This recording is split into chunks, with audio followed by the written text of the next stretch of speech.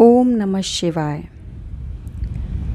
ब्रह्मा जी ने कहा, ब्रह्मन, देव शिरोमणे, तुम सदा समस्त जगत के उपकार में ही लगे रहते हो। तुमने लोगों के हित की कामना से यह बहुत उत्तम बात पूछी है, जिसके सुनने से संपूर्ण लोगों के समस्त पापों का क्षय हो जाता है। उस अनामय शिव तत्व का मैं तुमसे वर्णन करता हूँ। शिव तत्व का स्वरूप बड़ा ही उत्कृष्ट और अद्भुत है। जिस समय समस्त चराचर जगत नष्ट हो गया था, सर्वत्र केवल अंधकार ही अंधकार था। न सूर्य दिखाई देते थे, न चंद्रमा। अन्य ग्रहों और नक्षत्रों का भी पता नहीं था। न दिन होता था, न रात। अग्नि, पृथ्वी, वायु और जल की भी सत्ता नहीं थी।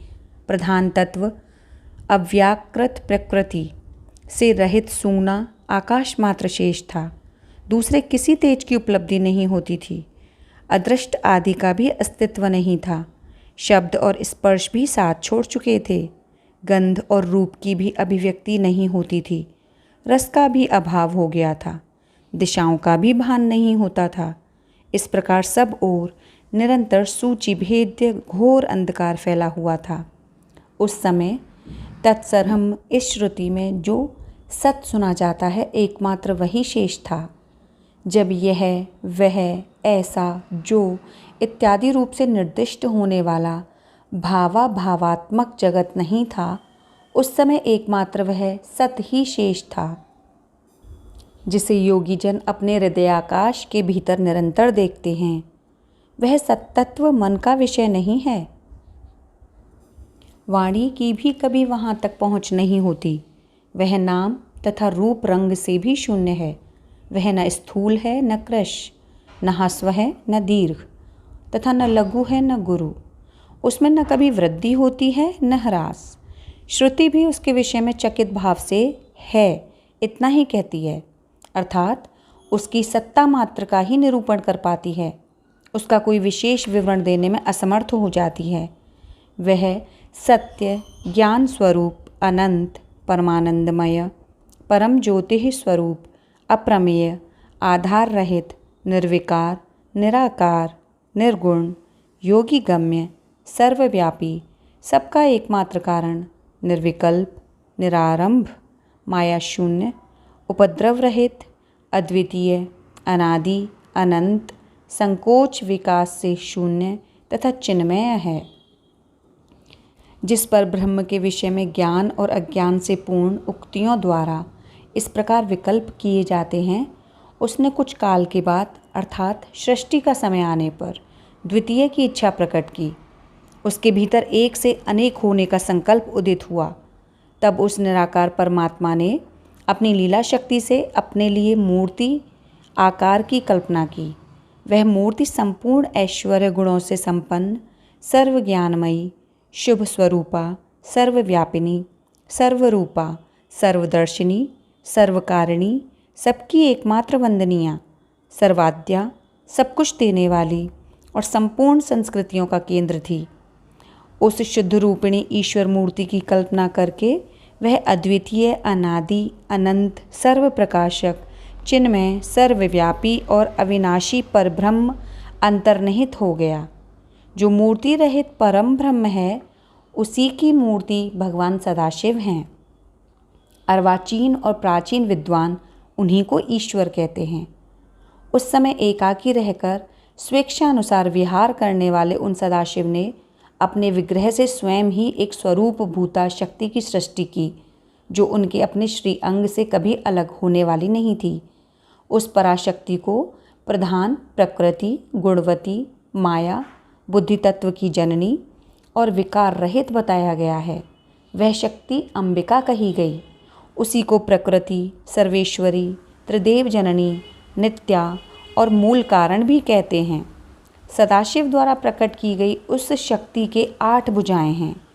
उस शुभ लक्षणा देवी के मुख की शोभा विचित्र है। वह अकेली ही अपने मुखमंडल में सदा एक सहस्त्र चंद्रमाओं की कांति धारण करती हैं। नाना प्रकार के आभूषण उनके श्री अंगों की शोभा बढ़ाते हैं। वह देवी नाना प्रकार की गतियों से संपन्न है और अनेक प्रकार के अस्त्र शस्त्र धारण करती हैं। उनके खुले हुए नेत्र खिले हुए कमल के समान जान पड़ते हैं। वह अचिंत्य तेज से जगमगाती है। वह सबकी योनि है और सदा उद्यमशील रहती है। एकाकिनी होने पर भी वह माया संयोगवशात अनेक हो जाती है। वे जो सदाशिव हैं उन्हें परम पुरुष, ईश्वर, शिव, शंभु और महेश्वर कहते हैं। वे अपने मस्तक पर आकाश गंगा को धारण करते हैं। उनके भाल देश में चंद्रमा शोभा पाते हैं। उनके 5 मुख हैं और प्रत्येक मुख में 3-3 नेत्र हैं। उनका चित्त सदा प्रसन्न रहता है। वे 10 भुजाओं से युक्त और त्रिशूलधारी हैं। उनकी श्रीअंगों की प्रभा कर्पूर के समान श्वेत गौर है। वे अपने सारे अंगों में भस्म रमाए रहते हैं। उन काल रूपी ब्रह्म ने एक ही समय शक्ति के नाथ शिवलोक नामक क्षेत्र का निर्माण किया था। उस उत्तम क्षेत्र को ही काशी कहते हैं। वह परम निर्माण या मोक्ष का स्थान है जो सबके ऊपर विराजमान है। वे प्रिया प्रियतम रूप, शक्ति और शिव जो परमानंद स्वरूप हैं, उस मनोरम क्षेत्र में नित्य निवास करते हैं। काशीपुरी परमानंद रूपिणी है। मुने, शिव और शिवा ने प्रलय काल में भी कभी उस क्षेत्र को अपने सानिध्य से मुक्त नहीं किया। इसलिए विद्वान पुरुष उसे अविमुक्त क्षेत्र के नाम से भी जानते हैं। वह क्षेत्र आनंद का हेतु है। इसलिए पिनाकधारी शिव ने पहले उसका नाम आनंदवन रखा था। उसके बाद वह अविमुक्त के नाम से प्रसिद्ध हुआ। देवर्षि, एक समय उस आनंदवन में रमण करते हुए शिवा और शिव के मन में यह इच्छा हुई कि किसी दूसरे पुरुष की भी सृष्टि करनी चाहिए, जिस पर यह सृष्टि संचालन का महान भार रखकर हम दोनों केवल काशी में रहकर इच्छानुसार विचरें और निर्वाण धारण करें। वही पुरुष हमारे अनुग्रह से सदा सबकी सृष्टि करे, पालन करे और वही अंत में सबका संहार भी करे। यह चित्त एक समुद्र के समान है। इसमें चिंता की उत्ताल तरंगें उठ उठकर इसे चंचल बनाए रहती हैं। इसमें सत्वगुण रूपी रत्न, तमोगुण रूपी ग्राह्य और रजोगुण रूपी मूंगे भरे रहते हैं। इस विशाल चित्त समुद्र को संकुचित करके हम दोनों उस पुरुष के प्रसाद से आनंद कानन में सुखपूर्वक निवास करेंगे। यह आनंदवन वह स्थान है जहाँ हमारी मनोवृत्ति सब ओर से सिमटकर इसी में लगी हुई है तथा जिसके बाहर का जगत चिंता से आतुर प्रतीत होता है। ऐसा निश्चय करके शक्ति सहित सर्वव्यापी परमेश्वर शिव ने अपने वाम भाग के 10वें अंग पर अमृत मल दिया। फिर तो वहाँ से एक पुरुष प्रकट हुआ जो तीनों लोकों में सबसे अधिक सुंदर था। वह शांत था, उसमें सत्वगुण की अधिकता थी तथा वह गंभीरता का अथाह सागर था। मुने, क्षमा नामक गुण से युक्त उस पुरुष के लिए ढूंढने पर भी कहीं कोई उपमा नहीं मिलती। उसकी कांति इंद्रनील मणि के समान श्याम थी। उसके अंग अंग से दिव्य शोभा छिटक रही थी और नेत्र प्रफुल्ल कमल के समान शोभा पा रहे थे। श्रीअंगों पर सुवर्ण की सी कांति वाले 2 सुंदर रेशमी पीतांबर शोभा दे रहे थे।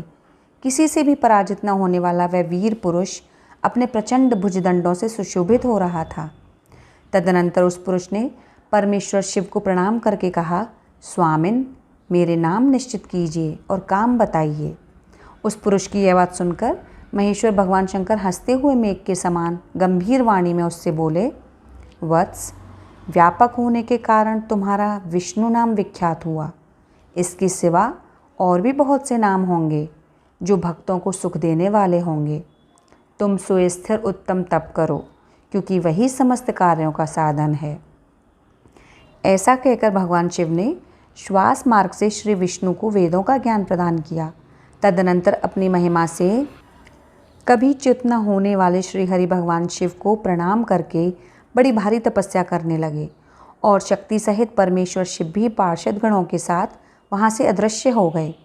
भगवान विष्णु ने सुदीर्घ काल तक बड़ी कठोर तपस्या की। तपस्या के परिश्रम से युक्त भगवान विष्णु के अंगों से नाना प्रकार की जलधाराएं निकलने लगीं। यह सब भगवान शिव की माया से ही संभव हुआ। महामुने, उस जल से सारा सोना आकाश व्याप्त हो गया। वह ब्रह्म रूप जल अपने स्पर्श मात्र से सब पापों का नाश करने वाला सिद्ध हुआ। उस समय थके हुए परम पुरुष विष्णु ने स्वयं उस जल में शयन किया। वे दीर्घ काल तक बड़ी प्रसन्नता के साथ उसमें रहे।